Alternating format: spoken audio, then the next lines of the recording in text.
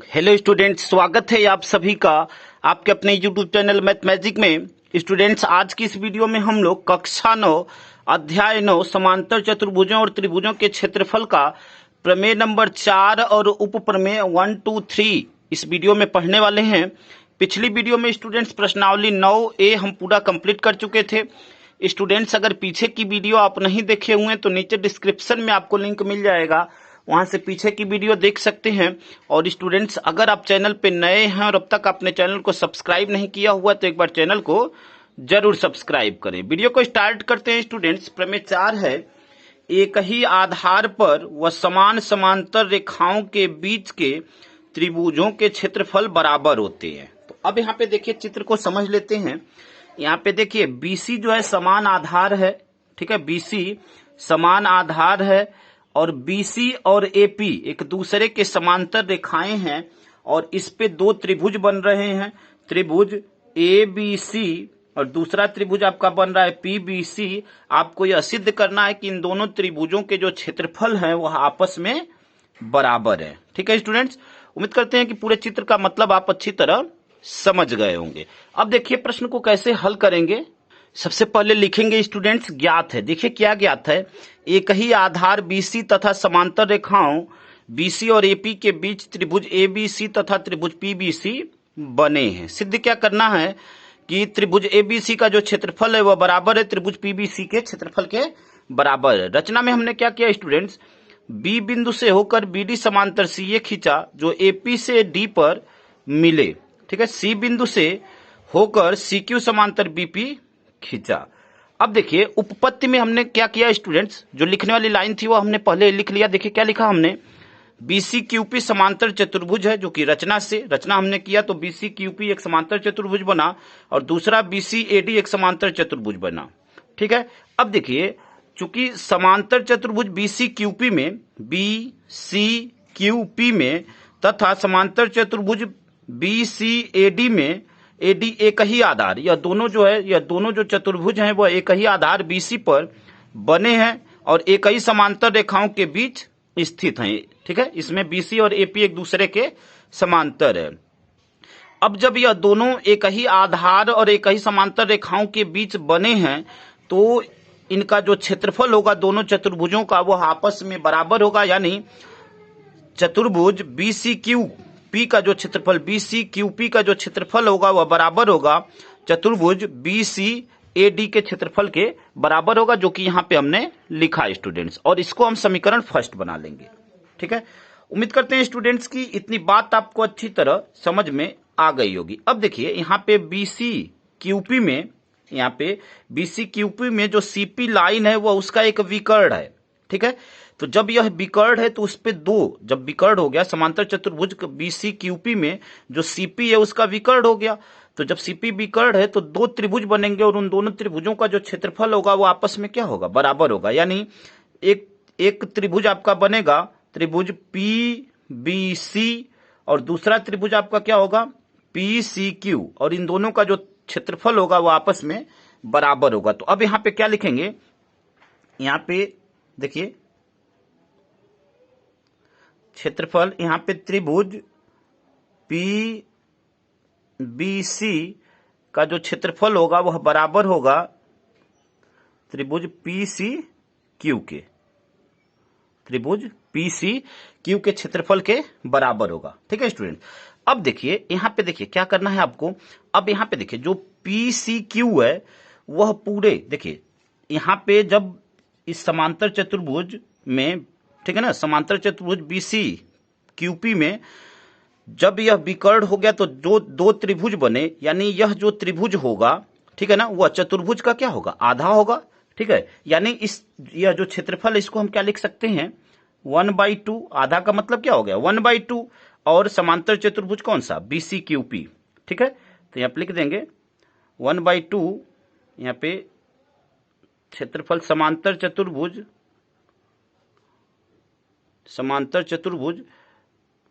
BCQP, ठीक है student. क्योंकि यह जो त्रिभुज है, ठीक है ना, वह चतुर्भुज का क्या है, अब यह चतुर्भुज के क्षेत्रफल का आधा हो गया, BCQP का आधा हो गया।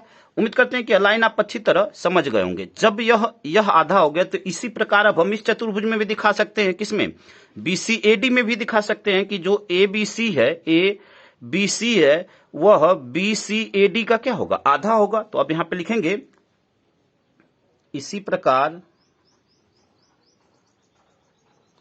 हाँ, इसको नेक्स्ट समीकरण बना लेंगे स्टूडेंट्स, समीकरण 2। अब इसी प्रकार यहां पे लिख लेंगे जो ABC का जो क्षेत्रफल होगा, त्रिभुज ABC का जो क्षेत्रफल होगा वह बराबर होगा 1/2, जैसे यहां पे हमने किया 1/2, और किस चतुर्भुज के क्षेत्रफल के, समांतर चतुर्भुज BCAD के, BCAD के। ठीक है स्टूडेंट्स, उम्मीद करते हैं कि इतनी बात आपको अच्छी तरह समझ में आ गई होगी और इसको समीकरण 3 बना लेंगे। अब देखिए स्टूडेंट, समीकरण 1, 2, 3 से, अब आप ध्यान से यहां पे समझ लीजिए, समीकरण 1, 2, 3 से हम यह देख रहे हैं कि यहां पे समीकरण 1 में है कि BCQP का जो क्षेत्रफल है वह BCAD के क्षेत्रफल के बराबर है। समीकरण 2 में हमने दिखाया कि त्रिभुज PBC जो है वह 1/2 और समांतर चतुर्भुज BCQP के क्षेत्रफल के बराबर है, और यहां पे दिखाया कि त्रिभुज ABC का जो क्षेत्रफल है 1/2 समांतर चतुर्भुज BCAD के क्षेत्रफल के बराबर है। अब देखिए इन तीनों समीकरण से हम यह देख रहे हैं कि देखिए जब यह समान आधार और एक ही समांतर रेखाओं के बीच बना हुआ दो चतुर्भुज है, तो जब यह देखिए यह जो है आधा और यह भी आधा, ठीक है ना, BCQP, ठीक है ना, PBC का आधा है और यहाँ पे ABC भी BCAD का आधा है। तो जब यह दोनों चतुर्भुज यहाँ पे बराबर हैं तो इस पे निर्मित जो त्रिभुज हैं वो अभी आपस में क्या होंगे, बराबर होंगे। उम्मीद करते हैं स्टूडेंट्स की लाइन आप समझ गए होंगे। देखिए यहाँ पे 1/2 त्रिभुज BCQP और यहाँ पे यह दोनों आपस में बराबर हैं और यह एक ही समांतर रेखाएं, ठीक है ना, एक ही आधार और एक ही समांतर रेखाओं के बीच स्थित हैं दोनों चतुर्भुज। तो इस पे निर्मित जो त्रिभुज होंगे उनके भी क्षेत्रफल आपस में क्या होंगे, बराबर होंगे। तो अब यहां से हम लोग लिखेंगे समीकरण 1, 2 तथा 3 से, यहां पे लिखेंगे समीकरण 1, 2 तथा 3 से, समीकरण 1, 2 तथा 3 से हम लोग क्या देख रहे हैं कि त्रिभुज ABC का जो क्षेत्रफल होगा वह क्या होगा, त्रिभुज, यहां पे लिखेंगे त्रिभुज ABC का जो क्षेत्रफल होगा वह बराबर होगा किसके, त्रिभुज PBC के, त्रिभुज PBC के। ठीक है स्टूडेंट, और यही आपको प्रूफ करना था तो यहां पे लिख देंगे प्रूव्ड। उम्मीद करते हैं स्टूडेंट्स की पूरी बात आपको अच्छी तरह समझ में आ गई होगी स्टूडेंट्स। अब देखिए उपप्रमेय फर्स्ट देखते हैं। ठीक है, उपप्रमेय फर्स्ट क्या कहता है कि किसी त्रिभुज का क्षेत्रफल इसकी एक भुजा तथा संगत ऊंचाई के गुणनफल का आधा होता है। ठीक है, तो अब यहाँ पे देखिए क्या दिया हुआ है, आपको चित्र को समझते हैं। अब यहाँ पे जो है देखिए ABC एक त्रिभुज है, ठीक है ना, ABC एक त्रिभुज है और आपको क्या दिया हुआ कि इसकी एक भुजा, तो एक भुजा जैसे यहाँ पे BC है, ठीक है, और उसकी संगत ऊंचाई, यहाँ पे संगत ऊंचाई क्या है, AL है, और उसके गुणनफल का आधा होता है। यह चीजें हमने रचना में किया, ठीक है ना। रचना में हमने क्या किया कि यहाँ C से, ठीक है, C और A से होकर हमने दो समांतर रेखाएं, एक तो BA और BC, ठीक है ना, दो समांतर रेखाएं खींचा जो एक दूसरे को बिंदु D पर क्या हो रही है, मिल रही है। ठीक है, यह हमने रचना में किया। हमें सिद्ध क्या करना है स्टूडेंट्स, हमें सिद्ध करना है कि त्रिभुज ABC का जो क्षेत्रफल है वह 1/2 BC गुणे AL होगा। ठीक है, यह हमें सिद्ध करना है। अब देखिए प्रश्न को कैसे हल करेंगे स्टूडेंट्स। सबसे पहले लिखेंगे स्टूडेंट्स ज्ञात है, देखिए क्या ज्ञात है, त्रिभुज ABC, इसमें भुजा BC के संगत ऊंचाई AL है। सिद्ध करना है कि त्रिभुज ABC का जो क्षेत्रफल है वह 1/2 BC गुणे AL के क्षेत्रफल के, जो त्रिभुज ABC का जो क्षेत्रफल है वह 1/2 BC गुणे AL के बराबर है। रचना में हमने क्या किया, C और A से होकर, ठीक है, C और A से होकर दो समांतर रेखाएं BA और BC खींचा, ठीक है ना, BA और BC खींचा जो एक दूसरे से बिंदु D पर मिलती हैं। अब देखिए जो BA खींचा वह DC के समांतर और जो BC खींचा वह AD के समांतर है। ठीक है, अब देखिए उपपत्ति में हम लोग क्या करेंगे स्टूडेंट्स, अब यहाँ पे देखिए ए बी सी डी क्या है, एक समांतर चतुर्भुज है जिसमें AC उसका विकर्ण है। ठीक है, जब AC उसका विकर्ण है तो यहाँ पे देखिए जब AC विकर्ण है यानी जो त्रिभुज ABC का जो क्षेत्रफल होगा वह पूरे चतुर्भुज के क्षेत्रफल का क्या होगा, आधा होगा। ठीक है, तो वही चीज यहाँ पे लिखेंगे, यहाँ पे लिखेंगे चूंकि देखिए चूंकि यहाँ पे समांतर चतुर्भुज, चूंकि समांतर चतुर्भुज ABCD में ABCD में समांतर चतुर्भुज ABCD में AC एक विकर्ण है। ठीक है, AC एक विकर्ण है, AC एक विकर्ण है। ठीक है, अब देखिए जब AC एक विकर्ण है तो त्रिभुज ABC का जो क्षेत्रफल होगा वो चतुर्भुज के क्षेत्रफल का आधा होगा। तो यहां पे लिखेंगे त्रिभुज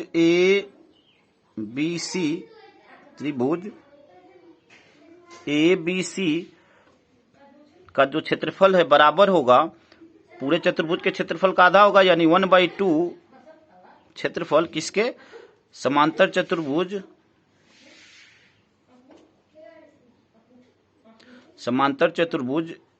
ABCD। ठीक है स्टूडेंट्स, उम्मीद करते हैं कि इतनी बात आप अच्छी तरह समझ गए होंगे। अब इसको समीकरण फर्स्ट बना लेंगे।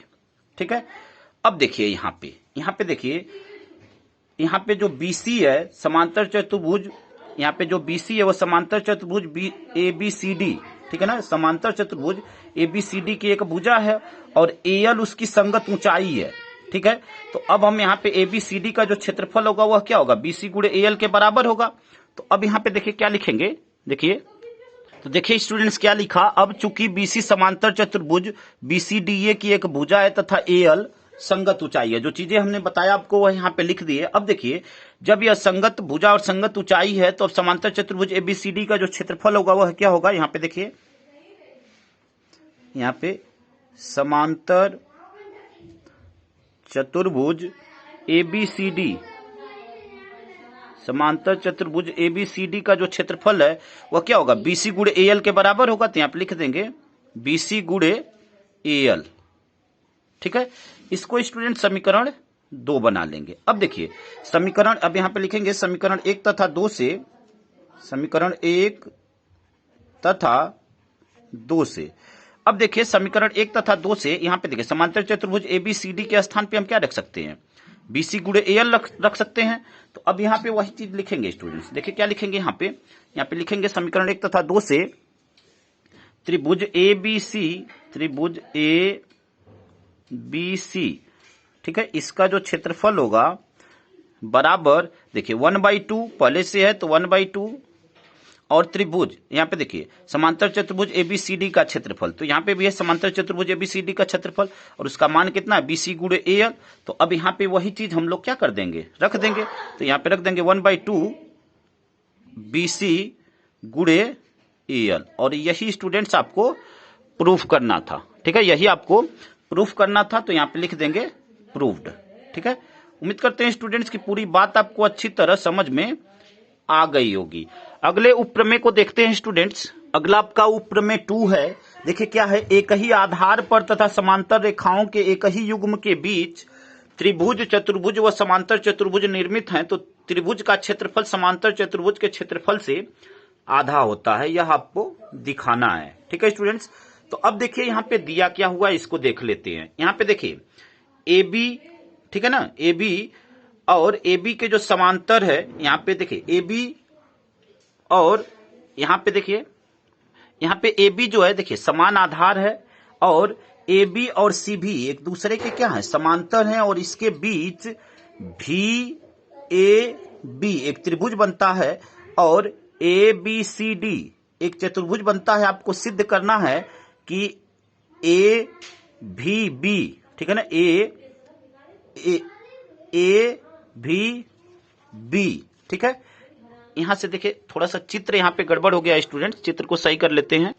यहाँ भी से एक लाइन जो है या मिलाना था जो कि छूट गई थी चित्र बनाने में। ठीक है, तो अब हमें सिद्ध क्या करना है कि जो VAB का जो क्षेत्रफल होगा वह ए बी सी डी के क्षेत्रफल का आधा होगा, यह आपको सिद्ध करना है। तो देखिए कैसे इस प्रमेय को हल करेंगे।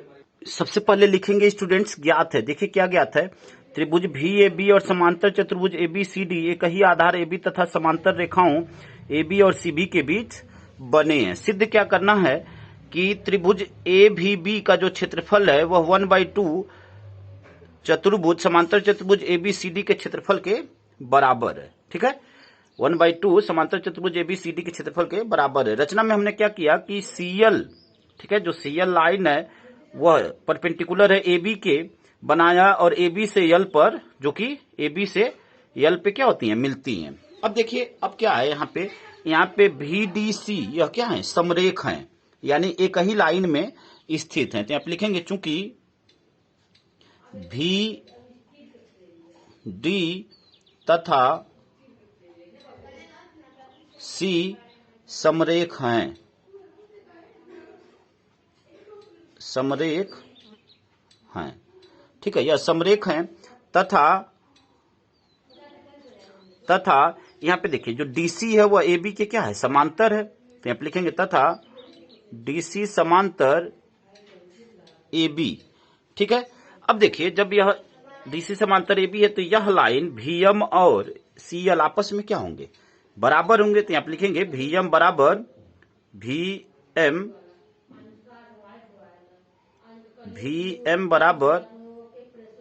वीएम बराबर सीएल। ठीक है, यह लाइन और यह लाइन आपस में क्या होगी, बराबर होगी। यहां पे इसको समीकरण फर्स्ट बना लेंगे। ठीक है स्टूडेंट्स, अब देखिए जब वीएम बराबर सीएल है, अब हम भी ए बी के क्षेत्रफल की बात करते हैं। यहां पे देखिए तो लिखेंगे त्रिभुज भी ए बी का क्षेत्रफल बराबर 1/2 आधार और ऊंचाई होता है। तो आधार आपका क्या है, यहाँ पे ए बी है। ठीक है, तो 1/2 ए बी और गुणे, ठीक है, ऊंचाई क्या है, वीएम। ठीक है स्टूडेंट्स, तो 1/2 ए बी गुणे वीएम, इसको नेक्स्ट समीकरण बना लेंगे, समीकरण 2। अब देखिए ए बी सी डी के क्षेत्रफल की बात करें तो यहां पे देखिए समांतर चतुर्भुज ए बी सी डी, ठीक है, समांतर चतुर्भुज, यहाँ पे क्षेत्रफल लिख लेंगे।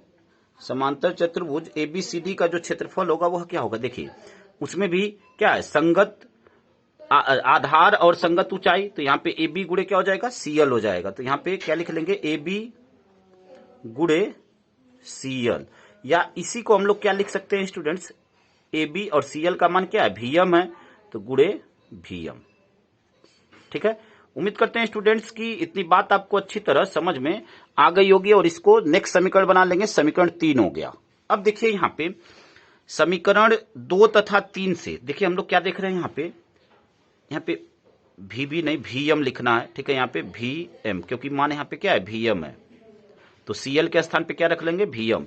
अब देखिए समीकरण 2 तथा 3 से यहाँ पे लिखेंगे समीकरण 2 तथा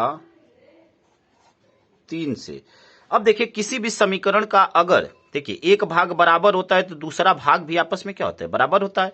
तो यहाँ पे देखिए ए बी गुणे वीएम, ए बी गुणे वीएम, यह दोनों बराबर है, यानी यह दोनों क्षेत्रफल भी आपस में क्या हो जाएंगे, बराबर होंगे।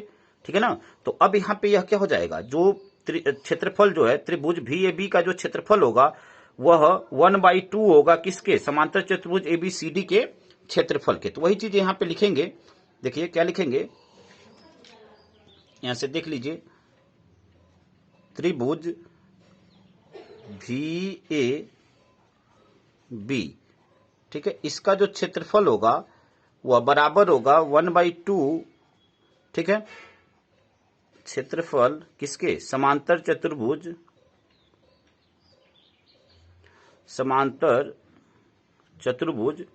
A B C D. ठीक है, यही आपको सिद्ध करना था कि त्रिभुज ए बी का जो क्षेत्रफल है वह समांतर चतुर्भुज ए बी सी डी के क्षेत्रफल का आधा है। ठीक है, यही प्रूफ करना था, यहाँ पे लिख देंगे प्रूफ्ड। ठीक है स्टूडेंट्स, उम्मीद करते हैं कि पूरी बात आपको अच्छी तरह समझ में आ गई होगी स्टूडेंट्स। अगले प्रमेय को देखते हैं स्टूडेंट्स। अगला उपप्रमेय आपका उपप्रमेय थर्ड है। किसी समलंब चतुर्भुज का क्षेत्रफल उसकी ऊंचाई तथा समांतर भुजाओं के योग के गुणनफल का आधा होता है। तो अब यहाँ पे देखिए ए बी सी डी एक समलंब चतुर्भुज है जिसमें ए बी जो है, जो ए बी लाइन है वह डीसी के समांतर है, और यहाँ पे एल जो है, यहाँ पे जो एल लाइन है वह डीसी के परपेंडिकुलर है। ठीक है, एल परपेंडिकुलर है डीसी के, और यहाँ पे जो सीएन है, ठीक है, जो सीएन है वह ए बी के क्या है, परपेंडिकुलर है। अब देखिए यहाँ पे देखिए एल और सीएन यह दोनों आपस में बराबर है, उनकी जो ऊंचाइयां हैं वह क्या है, यच है। ठीक है, यहाँ पे देखिए ए बी का जो मान है वह यच है और डीसी का मान बी है। ठीक है, रचना में हमने क्या किया कि ए और सी को मिला लिया। अब देखिए इस उपप्रमेय को कैसे हल करेंगे स्टूडेंट्स। सबसे पहले लिखेंगे स्टूडेंट्स, ज्ञात है, देखिए क्या ज्ञात है, समलंब चतुर्भुज एबीसीडी जिसमें एबी समांतर डीसी, एएल परपेंडिकुलर डीसी तथा सीएन परपेंडिकुलर एबी तथा एएल बराबर सीएन बराबर एच जो कि हमने माना हुआ है, और एबी बराबर ए यह भी माना हुआ है, डीसी बराबर बी यह माना हुआ है। हमने सिद्ध क्या करना है कि समलंब चतुर्भुज एबीसीडी का जो क्षेत्रफल है वह 1/2 एच और ब्रैकेट में ए प्लस बी के बराबर है। ठीक है, उपपत्ति में हम लोग क्या करेंगे स्टूडेंट्स, यहाँ पे देखिए जब एबीसीडी एक चतुर्भुज है और एसी उसका क्या है, एक विकर्ण है, तो यहाँ पे लिखेंगे चूंकि चतुर्भुज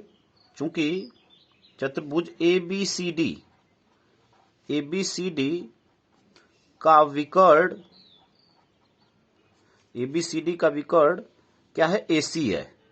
एबीसीडी का विकर्ण एसी है।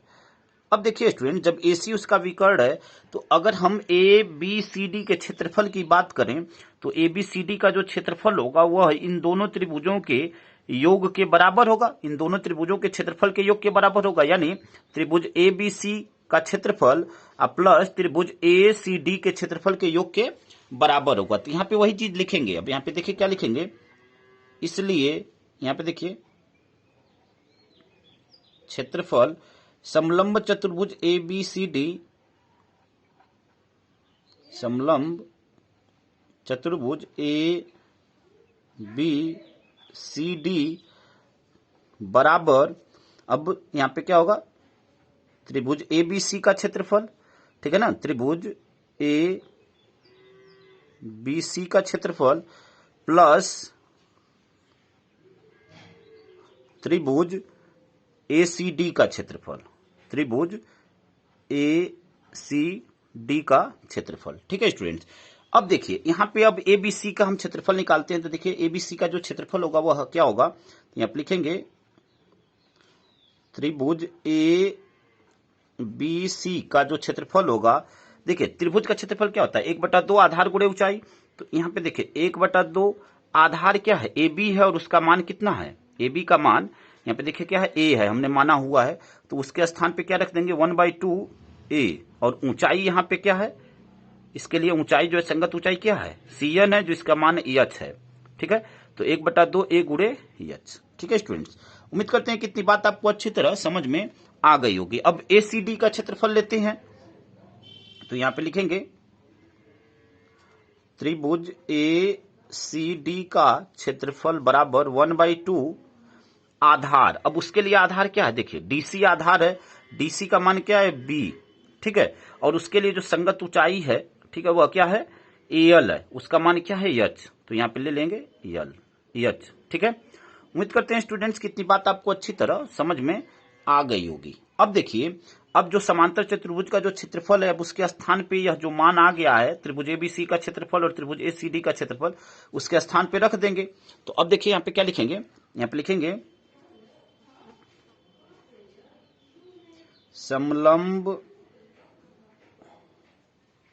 समलंब चतुर्भुज ए बी सी डी, ठीक है, इसका जो क्षेत्रफल होगा बराबर, अब देखिए यहीं पे इन मानों को रख रहे हैं, ठीक है ना, त्रिभुज एबीसी का क्षेत्रफल के स्थान पे 1/2 ए गुणे एच, ठीक है, प्लस यहाँ पे क्या रख देंगे 1/2 बी गुणे एच, बी गुणे एच। ठीक है स्टूडेंट्स, उम्मीद करते हैं कि इतनी बात आपको अच्छी तरह समझ में आ गई होगी। अब देखिए यहां पे क्या कर देंगे, 1/2 यच दोनों में कॉमन दिख रहा है, 1/2 यच कॉमन है, तो अब यहां पे क्या बच गया, वो 1/2 यच कॉमन ले लेते हैं, बाहर हो गया, यानी यहां से अब बचा आपका ए, तो यहां पे लिख लेंगे ए, और यहां से आपका क्या बचा बी, ठीक है। और यहां पे लिख देंगे समलंब चतुर्भुज ए बी सी डी, समलंब चतुर्भुज ए बी सी डी, और इसी का यह क्षेत्रफल था 1/2 यच और ब्रैकेट में ए प्लस बी, और यही स्टूडेंट्स आपको देखिए यहां पे सिद्ध करना था, तो यहां पे लिख देंगे प्रूव्ड, ठीक है स्टूडेंट्स। तो उम्मीद करते हैं स्टूडेंट्स की पूरी बात आपको अच्छी तरह समझ में आ गई होगी। स्टूडेंट्स अगर वीडियो आपको अच्छा लगा तो वीडियो को लाइक शेयर और कमेंट करना ना भूलिए, और स्टूडेंट्स चैनल को अधिक से अधिक मात्रा में जरूर सब्सक्राइब करिए और अपने दोस्तों तक शेयर करिए ताकि उनकी भी हेल्प हो सके। धन्यवाद स्टूडेंट्स, जय हिंद जय भारत।